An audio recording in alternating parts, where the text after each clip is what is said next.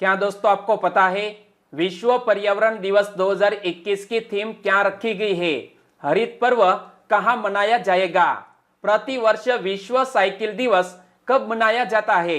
ऐसे ही 13 बड़ी खबरों को कवर करते हुए हमने आज का बोले तो 3 जून 2021 का करंट अफेयर का वीडियो तैयार किया है। क्वालिटी की दृष्टि से बेस्ट यह वीडियो, आप लास्ट तक देखें। लास्ट में मैं आपसे एक क्वेश्चन पूछूंगा जिसका आंसर आपको नीचे कमेंट बॉक्स में देना है। और अभी तक आपने हमारी जीके 2020 चैनल को सब्सक्राइब नहीं किया है तो सब्सक्राइब कीजिए, पास में जो बेल आइकन है उसे भी प्रेस कर दीजिए, क्योंकि आने वाले हर एक वीडियो की अपडेट आपको सबसे पहले मिले। चलिए बिना वक्त गवाए स्टार्ट करते हैं पहले क्वेश्चन से। विश्व पर्यावरण दिवस 2021 के लिए थीम क्या रखी गई है? तो इस साल के वर्ल्ड एनवायरनमेंट डे 2021 की थीम रखी गई है ऑप्शन डी, पारिस्थितिकी तंत्र बहाली। क्या? पारिस्थितिकी तंत्र बहाली 2021 के विश्व पर्यावरण दिवस की थीम रखी गई है। और यहां मैंने आपके सामने जो 4 ऑप्शन रखे हैं वो भी थीम रखी गई थी। तो पिछले साल 2020 में यह विश्व पर्यावरण दिवस की थीम जैव विविधता, 2019 में विश्व पर्यावरण दिवस की थीम एयर पॉल्यूशन और 2018 में विश्व पर्यावरण दिवस की थीम बीट प्लास्टिक पॉल्यूशन रखी गई थी। लेकिन 2021 की जो थीम है वो हमारे लिए मोस्ट इंपोर्टेंट है। ओके, आपने याद रख लिया, वेरी नाइस। तो विश्व पर्यावरण दिवस 2018 की थीम क्या थी? Beat plastic pollution. विश्व पर्यावरण दिवस 2019 की थीम क्या थी? Air pollution. और विश्व पर्यावरण दिवस 2020 की थीम क्या थी? जैव विविधता, यानी कि बायोडाइवर्सिटी 2020 के विश्व पर्यावरण दिवस की थीम थी। और हमें याद रख लेना है विश्व पर्यावरण दिवस 2021 की थीम क्या है? पारिस्थितिकी तंत्र बहाली। और पारिस्थितिक तंत्र की बहाली कई रूप में हो सकती है, जैसे पेड़ उगाना, शहर को हरा भरा करना, बगीचों को फिर से बनाना, नदियों और तटों की सफाई करना आदि रूप से आप पारिस्थितिकी तंत्र की बहाली कर सकते हैं। ओके दोस्तों, तो हमें थीम याद रख लेनी है 2021 के विश्व पर्यावरण दिवस की थीम पारिस्थितिकी तंत्र बहाली। और यहां जब हम यह दिवस मनाने जा रहे हैं 5 जून को, तो विश्व पर्यावरण दिवस मनाने का उद्देश्य क्या है? लोगों को हमारे पर्यावरण की रक्षा के लिए प्रेरित करना, पर्यावरण की सुरक्षा के प्रति जागरूक करना और सचेत करना। इसी उद्देश्य से वर्ल्ड एनवायरनमेंट डे मनाया जाता है। कब मनाया जाता है? 5 जून को। और विश्व पर्यावरण दिवस मनाने पर पहली बार चर्चा कब हुई थी? साल 1972 में संयुक्त राष्ट्र महासभा द्वारा आयोजित विश्व पर्यावरण सम्मेलन में यह दिवस मनाने के लिए पहली बार चर्चा हुई थी। और पहला विश्व पर्यावरण दिवस कब मनाया गया? 5 जून 1974 को पहली बार हमने विश्व पर्यावरण दिवस मनाया। और यहां जब हम प्रकृति से जुड़े हुए कुछ महत्वपूर्ण दिवस की बात करते हैं तो विश्व जल दिवस कब मनाया जाता है? 22 मार्च को। विश्व मौसम विज्ञान दिवस कब मनाया जाता है? 23 मार्च को। और प्रत्येक वर्ष पृथ्वी दिवस यानी कि अर्थ डे कब मनाया जाता है? 22 अप्रैल को। और प्रति वर्ष वर्ल्ड ओशन डे कब मनाया जाता है? 8 जून को। यानी कि 5 दिन बाद ही हम वर्ल्ड ओशन डे मनाएंगे। और इस साल के वर्ल्ड ओशन डे की थीम क्या रखी गई है? The ocean life and livelihoods. तो दोस्तों यह सभी फैक्ट है वो हमें याद रख लेने चाहिए। एक बार रिवाइज कर लेते हैं। विश्व जल दिवस कब? 22 मार्च को। विश्व मौसम विज्ञान दिवस 23 मार्च को। और पृथ्वी दिवस 22 अप्रैल को। और वर्ल्ड ओशन डे 8 जून को मनाया जाता है। और इसी तरह दोस्तों हर क्वेश्चन से जुड़े इंपॉर्टेंट फैक्ट मैं आपके सामने रखता हूं। हमारा यह तरीका आपको अच्छा लगता है, लाइक करना मत भूलिएगा। दूसरा क्वेश्चन है आपकी स्क्रीन पर, हरित पर्व कहां मनाया जाएगा? हरित पर्व मनाया जाएगा बिहार राज्य में। यानी कि इस क्वेश्चन का सही आंसर है ऑप्शन डी, बिहार राज्य में हरित पर्व मनाया जाएगा। इसके पीछे का रीजन क्या है? तो देखो, झारखंड बंटवारे के समय बिहार का हरित आवरण 9% था। यानी कि बिहार राज्य में से झारखंड राज्य का गठन किया गया, तब बिहार राज्य में सिर्फ 9% हरित आवरण था। और 2012 में मुख्यमंत्री श्री नीतीश कुमार ने हरियाली मिशन की शुरुआत की थी। और हरियाली मिशन के परिणाम स्वरूप बिहार राज्य में हरित आवरण 15% पहुंचा था और अब शुरू किया गया है हरित पर्व। तो हरित पर्व का उद्देश्य क्या है? बिहार का हरित आवरण जो वर्तमान में 15% है वह बढ़ाकर 17% करना है हरित पर्व का उद्देश्य। और मुख्यमंत्री श्री नीतीश कुमार ने हरित पर्व मनाकर 5 करोड़ पौधारोपण करने के लिए बिहार वासियों को आह्वान किया है। यानी कि हरित पर्व के तहत बिहार राज्य में 5 करोड़ का पौधारोपण किया जाएगा। और मुख्यमंत्री श्री नीतीश कुमार द्वारा दूषित पर्यावरण को शुद्ध करने और धरती के हरित आवरण को अधिकतम बनाने और मानव जीवन को बचाने के लिए जल जीवन हरियाली जैसे महत्वपूर्ण योजना भी प्रारंभ किया गया था बिहार राज्य में। और जब बात करते हैं दोस्तों यहाँ महत्वपूर्ण बिहार की, तो बिहार से जुड़े हुए 2 क्वेश्चन एक मंथ पहले करंट अफेयर में थे। फोर्टिफाइड राइस वितरण करने वाला बिहार का पहला जिला कौन बनेगा? पूर्णिया जिला। तो यह क्वेश्चन को लेकर भी पिछले मंथ में बिहार करंट अफेयर में रहा था। और बिहार का नया मुख्य सचिव किसको नियुक्त किया गया है? त्रिपुरारी शरण, वो बिहार के नए मुख्य सचिव बन गए हैं। और यहाँ आप मैप में देख सकते हैं बिहार में से दोस्तों झारखंड राज्य का गठन किया गया है। यानी कि बिहार के दक्षिणी हिस्से को काटकर झारखंड राज्य का गठन किया गया है। और बिहार से जुड़े हुए और भी 2 क्वेश्चन करंट अफेयर में रहे थे कि बिहार में किसको ऑक्सीजन मैन के नाम से पहचाना जाता है। एक सप्ताह पहले की ही बात है दोस्तों, मैंने आपको बताया था कि बिहार में गौरव राय को ऑक्सीजन मैन के नाम से पहचाना जाता है। और हिट कोविड ऐप किसने लॉन्च किया है? तो बिहार सरकार ने हिट कोविड ऐप लॉन्च किया है। तो इस बात को लेकर भी बिहार सुर्खियों में रहा था। ओके, तीसरा क्वेश्चन, राष्ट्रपति रामनाथ कोविंद ने किसको राज्यसभा सदस्य के लिए नामित किया है? हमारे राष्ट्रपति द्वारा दोस्तों 12 सदस्यों को राज्यसभा में नामित किया जाता है। और हाल ही में हमारे राष्ट्रपति रामनाथ कोविंद ने महेश जेठमलानी और स्वपन दास गुप्ता इन दोनों को राज्यसभा सदस्य के रूप में नामित किया है। यानी कि इस क्वेश्चन का सही आंसर है ऑप्शन डी, बी और सी दोनों। यानी कि हमारे राष्ट्रपति रामनाथ कोविंद ने महेश जेठमलानी को राज्यसभा सदस्य नामित किया है। तो इमेज में आप देख सकते हैं यह है महेश जेठमलानी और यह है उनके पिता राम जेठमलानी। तो यह भी क्वेश्चन बन सकता है कि महेश जेठमलानी कौन है? देश के दिग्गज वकील और पूर्व कानून मंत्री राम जेठमलानी के बेटे हैं महेश जेठमलानी। और महेश जेठमलानी को दिवंगत सांसद रघुनाथ महापात्रा के खाली हुए पद पर नामित सांसद की कैटेगरी में राज्यसभा के लिए मनोनीत किया गया है हमारे राष्ट्रपति द्वारा। और यहां आगे बात करते हैं तो महेश जेठमलानी का राज्यसभा सांसद के तौर पर कार्यकाल कब तक होगा? मई 2024 तक महेश जेठमलानी राज्यसभा के सदस्य के रूप में कार्य करेंगे। और महेश जेठमलानी की गिनती देश के महंगे वकीलों में की जाती है। यानी कि एक मशहूर वकील है महेश जेठमलानी, वो बन गए हैं राज्यसभा के सदस्य। और यहाँ इमेज में देखिए यह है स्वपन दास गुप्ता।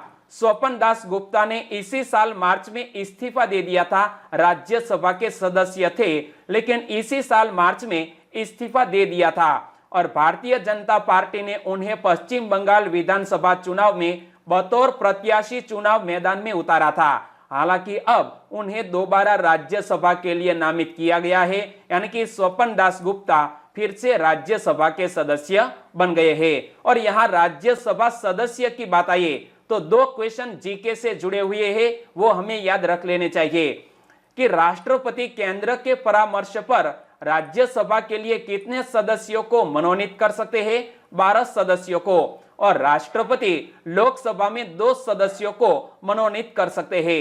यानी कि दोनों को जोड़ दिया जाए तो हमारे संसद में 14 सदस्यों को राष्ट्रपति मनोनीत कर सकते हैं।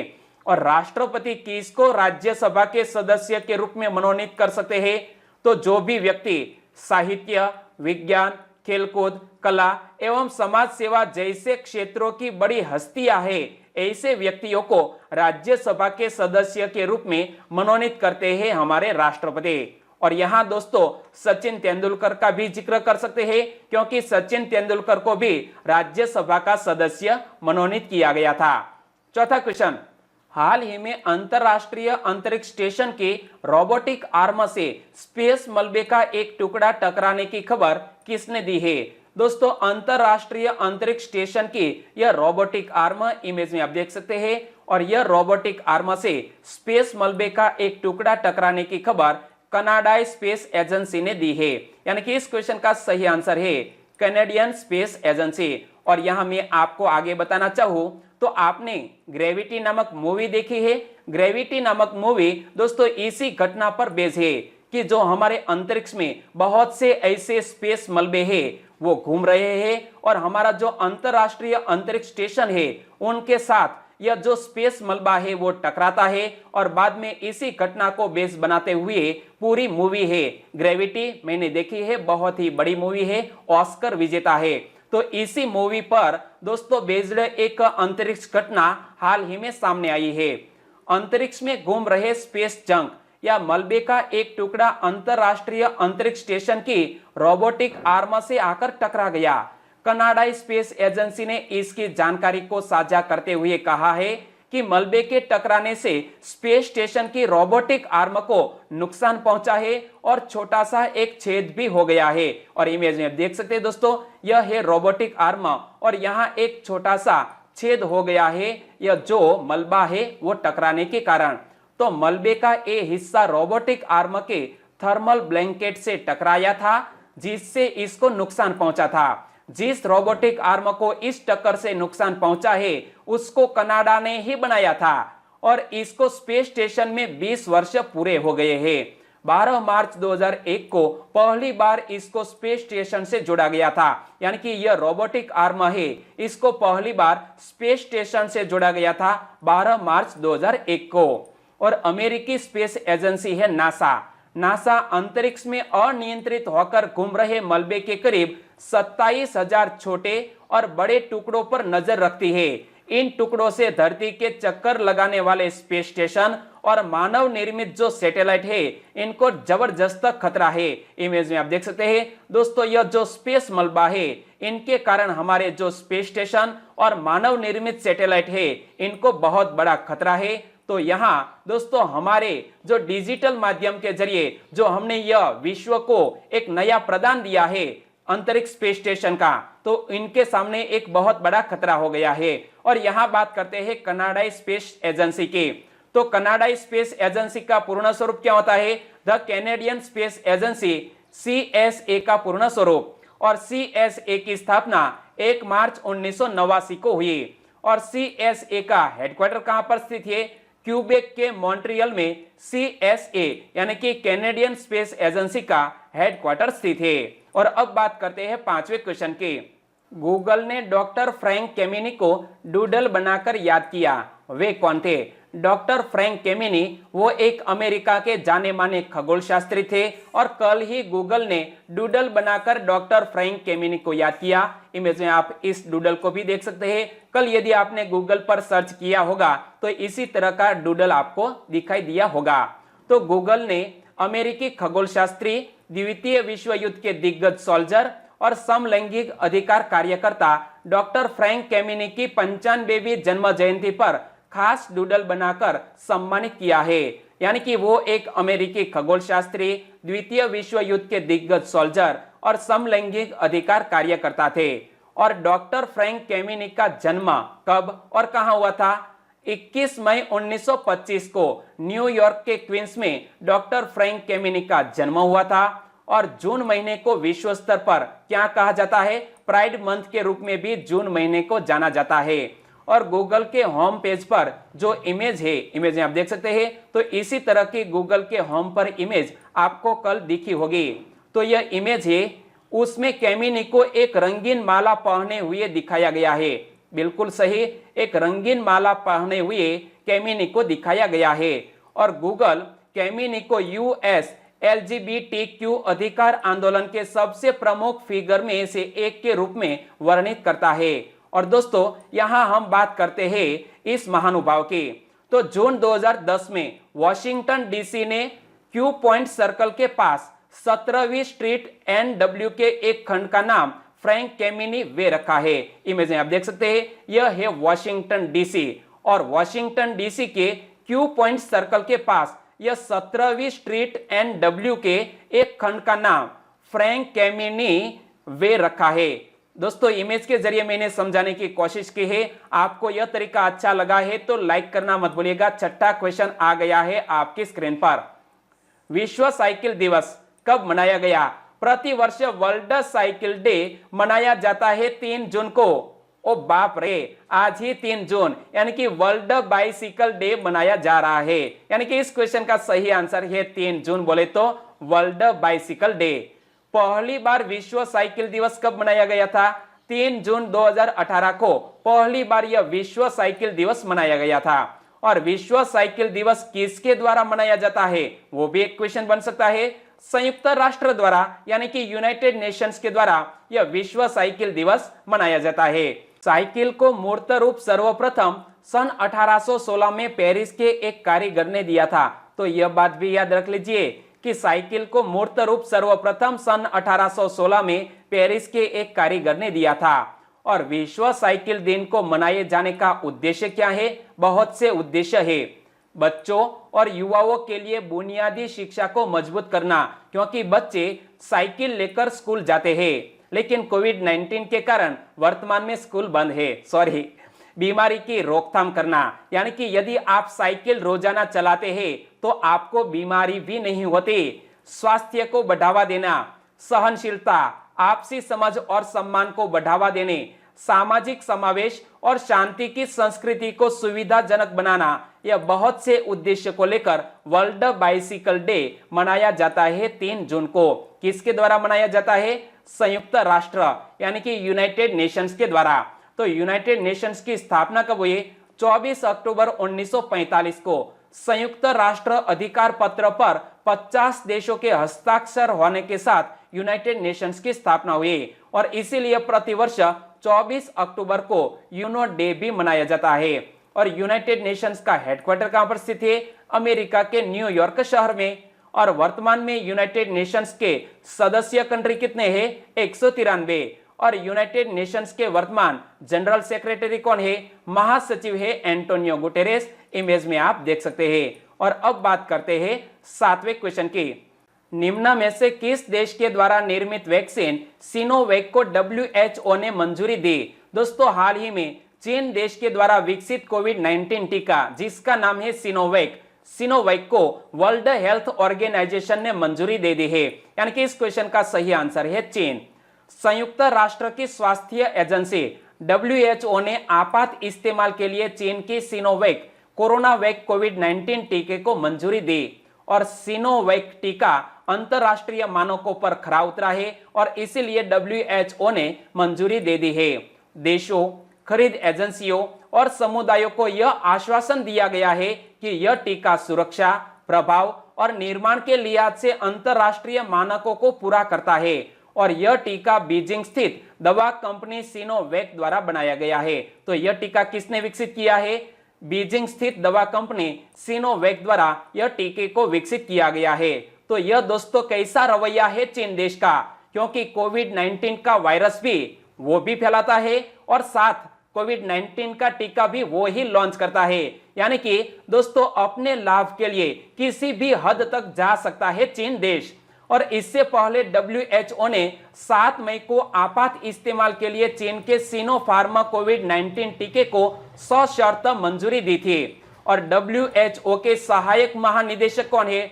डॉक्टर मारिया नजेला सिमावो WHO के सहायक महानिदेशक के रूप में कार्यरत है। और दोस्तों, 2 दिन पहले ही मैंने आपको बताया था कि नए अध्ययन के मुताबिक किस देश के वैज्ञानिकों ने एक प्रयोगशाला में कोरोना वायरस को तैयार किया था? दोस्तों, चीन देश ने वुहान की एक प्रयोगशाला में कोरोना वायरस को तैयार किया था। तो इसे चीन के वैज्ञानिकों ने तैयार किया है जो वुहान की प्रयोगशाला में गेन ऑफ फंक्शन परियोजना पर काम कर रहे थे। और दोस्तों, यहां हम सोच सकते हैं कि चीन देश अपनी जीडीपी ग्रोथ के लिए दोस्तों दूसरे देशों की जीडीपी को डाउन करना चाहता है। सही बात है ना? चलिए 8वां क्वेश्चन। हाल ही में पॉल स्लूटर का निधन हो गया। वे किस देश के पूर्व प्रधानमंत्री थे? इमेज में आप देख सकते हैं, नाम है पॉल स्लूटर। वो दोस्तों डेनमार्क देश के पूर्व प्रधानमंत्री थे, जिसका हाल ही में निधन हो गया है। यानी कि इस क्वेश्चन का सही आंसर है डेनमार्क देश। डेनमार्क के पूर्व प्रधानमंत्री पॉल स्लूटर, जिन्होंने एक प्रमुख यूरोपीय संघ यूरोपियन यूनियन संघ के लिए अपने देश के लिए छूट पर बातचीत की, और हाल ही में यह पॉल स्लूटर का निधन हो गया है। और पॉल स्लूटर के जन्म की बात करें तो पॉल स्लूटर का जन्म 3 अप्रैल 1929 को डेनमार्क के टोंडर में हुआ था, और स्लूटर ने 1982 से 1993 तक देश के प्रधानमंत्री के रूप में कार्य किया था। यानी कि डेनमार्क के इस प्रधानमंत्री पॉल स्लूटर का हाल ही में निधन हो गया है। और यहाँ बात करते हैं डेनमार्क देश की, तो यहाँ आप मैप में देखिए कि यह है डेनमार्क देश, जिसके अगल बगल में नॉर्वे, स्वीडन और जर्मनी जैसे देश स्थित है। और डेनमार्क की कैपिटल का नाम है कोपेनहेगन। और डेनमार्क की वर्तमान प्रधानमंत्री कौन है? मेटे फ्रेडरिक्सेन। इमेज में आप देख सकते हैं। डेनमार्क की रानी का नाम है मार्ग्रेथा सेकेंड। और डेनमार्क की करेंसी है डेनिश क्रॉन। और दोस्तों डेनमार्क से जुड़ा हुआ यह क्वेश्चन कुछ सप्ताह पहले ही करंट अफेयर में था कि एस्ट्राजेनेका कोविड वैक्सीन को उपयोग पर पूर्ण पाबंदी लगाने वाला पहला यूरोपीय देश कौन बना? तो एस्ट्राजेनेका कोविड वैक्सीन पर दोस्तों पूर्ण पाबंदी लगाने वाला पहला देश बना था डेनमार्क, क्योंकि डेनमार्क में 2 व्यक्तियों को यह एस्ट्राजेनेका कोविड वैक्सीन लगाने के बाद दोस्तों खून के थक्के जम गए थे, और इसीलिए बैन लगाया। नवा क्वेश्चन, बिजनेस कॉन्फिडेंस सर्वे किसने जारी किया? हाल ही में बिजनेस कॉन्फिडेंस सर्वे जारी किया है फिक्की ने। यानी कि इस क्वेश्चन का सही आंसर है फिक्की। फिक्की बोले तो भारतीय वाणिज्य एवं उद्योग महासंघ, यानी कि फिक्की द्वारा प्रकाशित त्रैमासिक बिजनेस कॉन्फिडेंस सर्वे के अनुसार मई 2021 के दौरान भारतीय कंपनियों का कारोबारी विश्वास 3 तिमाहियों में अपने सबसे निचले स्तर पर रहा, जबकि पिछले सर्वेक्षण में यह विश्वास पूरे दशक के उच्च स्तर पर था। यानी कि हाल ही में यह व्यापार से जुड़ा हुआ जो इंडेक्स जारी किया गया है वो डाउन होता गया है।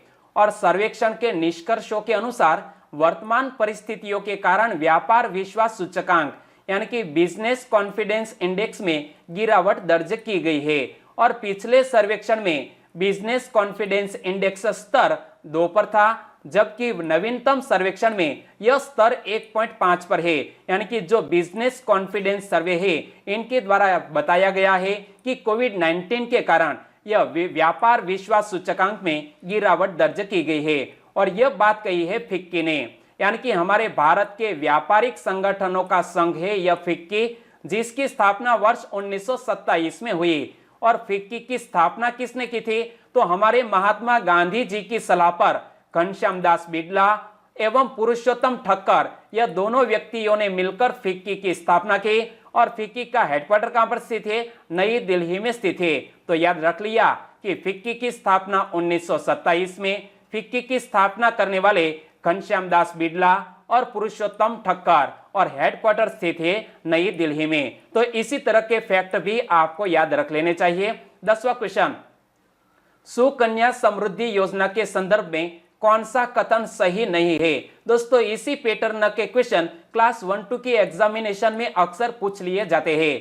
तो हमें यहां पूछा गया है सुकन्या समृद्धि योजना के संदर्भ में कौन सा कथन सही नहीं है, यानी कि कौन सा कथन गलत है। तो दोनों सेंटेंस को हमें ध्यान से पढ़ना होगा। चलिए पढ़ते हैं। यह स्कीम एक पोस्ट ऑफिस आधारित स्कीम है, बिल्कुल सही बात। और इस योजना के तहत अधिकतम निवेश सीमा 2.5 लाख रुपए है। तो यहाँ कुछ गलत है, क्योंकि सुकन्या समृद्धि योजना के तहत जो निवेश सीमा है वो 1.5 लाख रुपए है, यानी कि दूसरे नंबर का सेंटेंस गलत है। तो हमारा आंसर बन जाता है केवल 2 नंबर का सेंटेंस है वो सही नहीं है। और हाल ही में सुकन्या समृद्धि योजना से जुड़ा हुआ एक बहुत अच्छा आर्टिकल न्यूज़पेपर में था, और इसीलिए यह क्वेश्चन मैंने आपके सामने रखा है। तो आज हम सुकन्या समृद्धि योजना के बारे में A to Z इंफॉर्मेशन लेते हैं। सुकन्या समृद्धि योजना किस उद्देश्य से शुरू की गई है? बेटियों के बेहतर भविष्य और उनकी परवरिश एवं विवाह के लिए वित्तीय संसाधन उपलब्ध कराने के उद्देश्य से सुकन्या समृद्धि योजना लॉन्च की गई है। अगर आपके घर में 10 साल से कम उम्र की बेटियां हैं तो फिर उसके नाम पर सुकन्या समृद्धि योजना के तहत खाता खुलवा सकते हैं पोस्ट ऑफिस में। और सुकन्या समृद्धि योजना के बारे में मैं आपको आगे बताऊं तो यह स्कीम एक पोस्ट ऑफिस आधारित स्कीम है। इसमें आप कम से कम 250 रुपए की राशि से खाता खुलवा सकते हैं। आप चाहे तो अधिक पैसा भी जमा कर सकते हैं सुकन्या समृद्धि योजना के तहत पोस्ट ऑफिस में।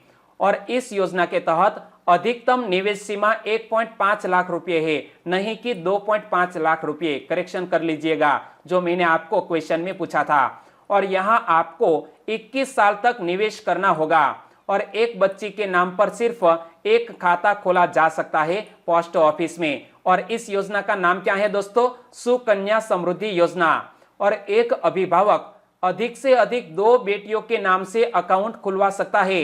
अगर जुड़वा या 3 बच्चियां एक साथ होते हैं तो फिर तीसरी बच्ची को भी इस योजना का फायदा मिलेगा। और यदि दोस्तों आपके आसपास में कोई ऐसी बच्ची है जिसकी उम्र 10 साल से कम है तो आप उसको एडवाइस दे सकते हैं सुकन्या समृद्धि योजना की। और बच्ची के 10 साल के होने से पहले तक एक खाता खोला जा सकता है। शुरुआती 14 साल के लिए खाते में रकम जमा करनी होती है। ये योजना 21 साल के बाद मैच्योर होती है, यानी आप 21 साल के बाद ही पैसा निकाल सकते हैं। लेकिन यदि आप 18 साल की कोई लड़की हो जाती है और शादी के लिए या अगली पढ़ाई के लिए भी यह सुकन्या समृद्धि योजना में से नकद राशि प्राप्त की जा सकती है। और टैक्स में भी छूट है इस योजना के तहत।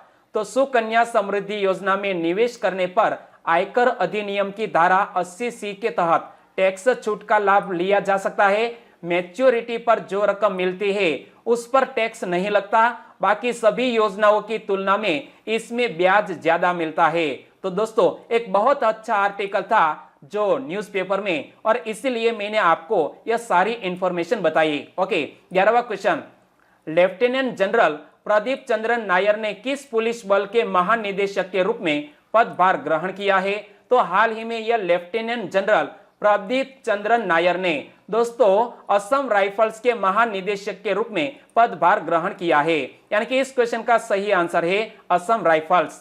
लेफ्टिनेंट जनरल प्रदीप चंद्रन नायर ने 1 जून 2021 को असम राइफल्स के 21वें महानिदेशक के रूप में पदभार ग्रहण किया है। यानी कि असम राइफल्स के 21वें महानिदेशक बन गए हैं लेफ्टिनेंट जनरल प्रदीप चंद्रन नायर। और लेफ्टिनेंट जनरल नायर इससे पहले भारतीय सेना के भर्ती विभाग के महानिदेशक थे, वो बन गए हैं असम राइफल्स के नए महानिदेशक।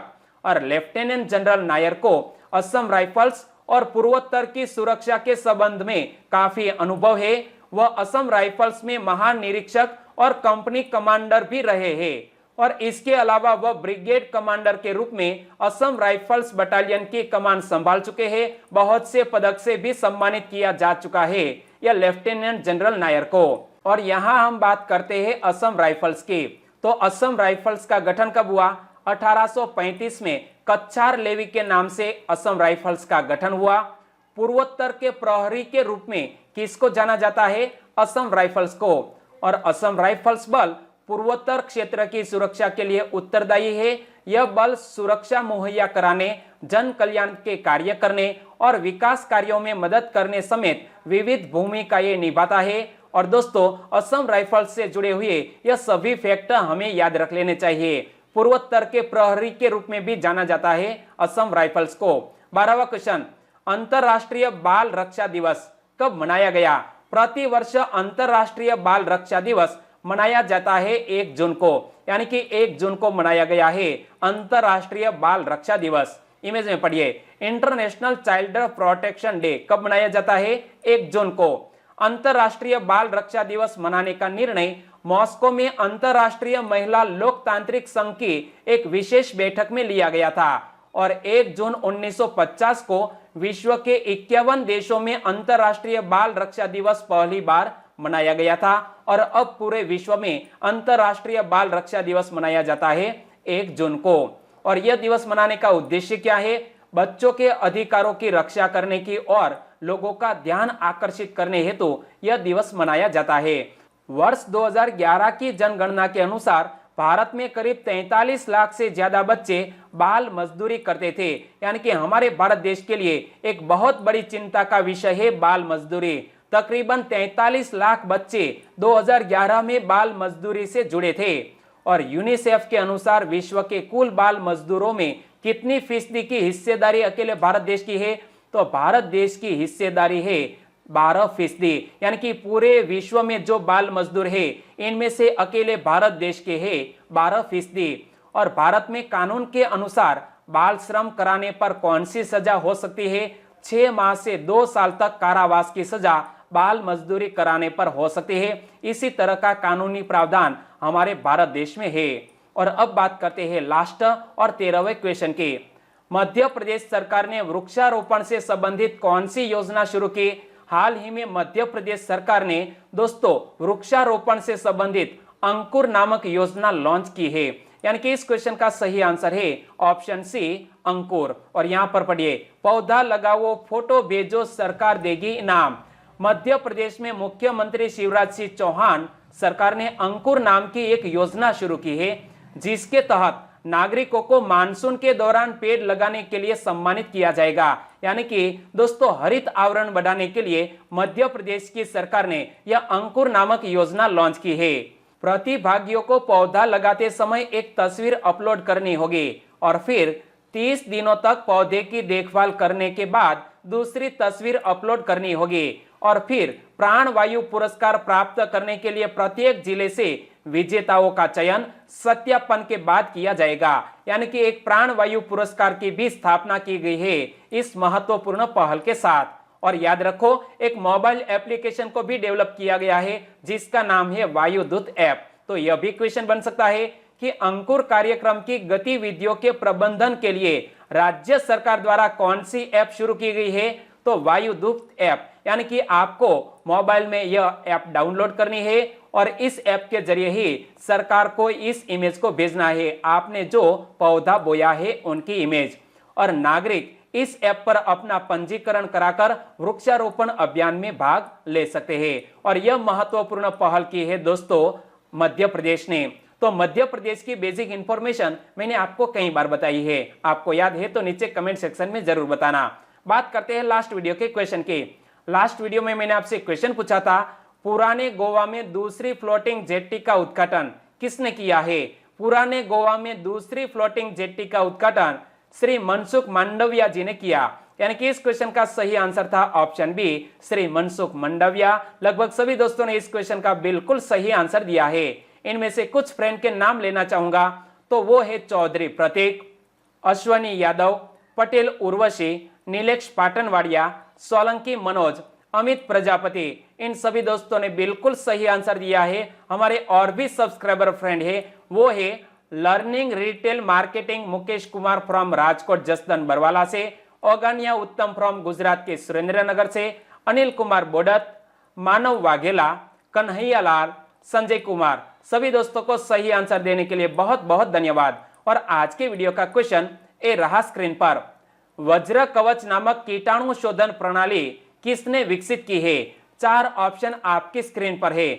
आपको बताना है कि कौन से स्टार्टअप ने वज्र कवच नामक कीटाणु शोधन प्रणाली विकसित की है।